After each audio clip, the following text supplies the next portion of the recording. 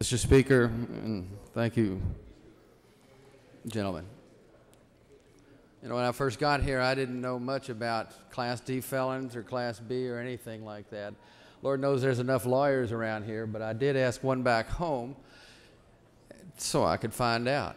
And many of you may not know that essentially it's just something that you can be sentenced to prison for from 1 to 5 years. But for what? You know, a lot of our friends, and there but for the grace of God go we, have done some things that have landed them in some trouble over the years.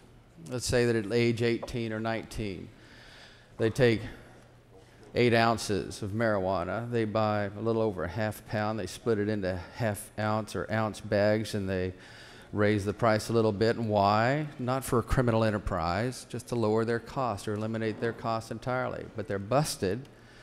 It's a Class D felony. Other things, for example, if you display a booking photograph, you might soon have a Class D felony. If you take a bribe on a sports team, even high school, if you accept it or if you offer it, you could be convicted of a Class D felony. Tampering with public records. If you cover or try to hide somebody's mail in their mailbox, Class D felony. There's so many things that are Class D felonies. And I got to ask you, do you know any? Do you know any Class D felons? Well, if you don't, you're not getting out enough. They're all over. There's a whole lot of people. Take the young man with his defense attorney who has done something wrong.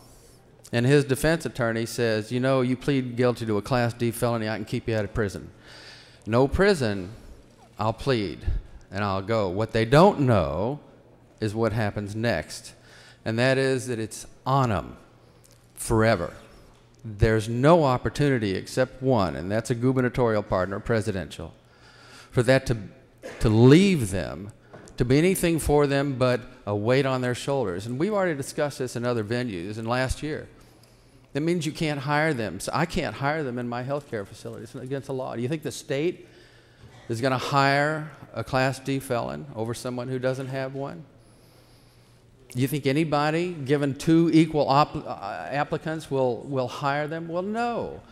Now, I have friends who are Class D felons, and they escaped this in some way. One guy opened his own business. He hired himself. That's one way to escape it. But you never actually have it leave. Last year when I published a column about my feelings about expungement and how much it might mean to those individuals who were part of it, I invited them to come see me at the next Saturday coffee event, and they did. And I couldn't believe it. I couldn't believe how many people were there asking, pleading for the opportunity to clear their record. Some of them for work, but some of them just to clear their names. You know, the people right there in your church, in your Sunday school class, right there, right across the row from you, you could have some Class D felons there. Justice, you know, as we learned, I mean, it began a long time ago, thousands of years. Justice was set out for us, and justice is setting right that which is wrong. And when somebody does something wrong, well, they need to pay the price. And of course, in our law, justice in a retributive sense, in the sense of retribution, is an offense against the state. And the state levies that penalty through the court system. And then if there is a victim where something needs to be restored to them because it was taken, you have that restorative justice.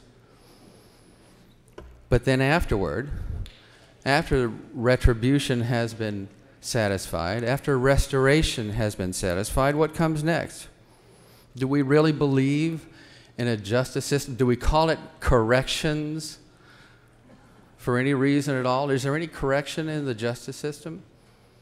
You know, we just had a bill that had no corrections impact, but I'll guarantee you, if a person convicted of a Class D felony never went to jail, there's a lifetime impact. It's a big deal. I've heard it mentioned in committee, actually, that there are bankers who would be loath to hire someone who had stolen something in the past. But again, let's go back to our system of justice. Let's go back to corrections. I think if I were a banker, I would rather hire someone who was caught and paid a price than someone who's never been caught. Restoration of their rights in this way, a wiping of the slate clean, is important for them. And how long do they pay? Well, it's forever. If you make a friend who's a Class D felon, you'll go to his funeral. And even then, it's not lifted. His family's there. His children have suffered. He can't go hunting. He never went hunting with his children. He couldn't go on school trips with them because the school can't let him. But even at their funeral, it's not over because their children remain. Every one of us wants justice to be done. So let justice be done. And then let it be done.